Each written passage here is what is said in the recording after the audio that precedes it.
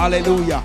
At this time, amen, Sister Esther will be coming. Hallelujah. Amen. With our scripture reading. And as she come, amen, glory to God, I want you to stand with her. Amen. God is doing a unique thing in this place. Amen. Glory to God. Somebody had to give him praise right there. God is doing, amen, something powerful. Amen. He's doing something unique. He's doing something unique. Amen. With our young people, and we give him praise. Somebody say, give him praise. We give him the praise, the glory, and the honor for what he's doing. And as she come, after which, amen, the praise team will be coming. Hallelujah. Right after Sister Esther is finished. And today is a day when I want every one of us, amen, glory to God, to move a little bit from our comfort zone.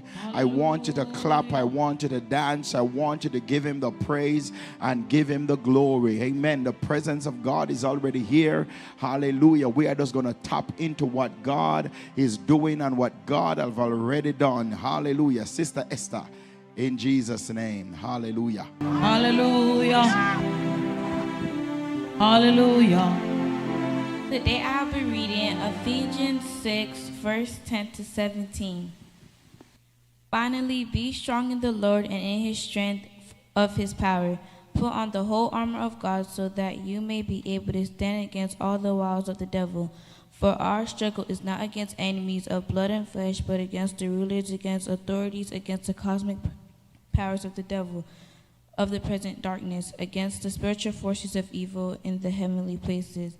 Therefore, take up the whole armor of God so that you may be able to withstand on the evil day, and having done everything to stand firm. Stand, therefore, and fasten the belt about truth around your waist, and put on the breastplate of righteousness as the shoes for your feet.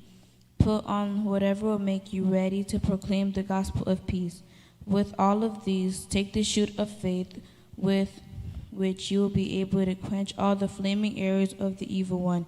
Take the helmet of salvation and the sword of the Spirit, which is the word of God, and this is the reading of God's holy word.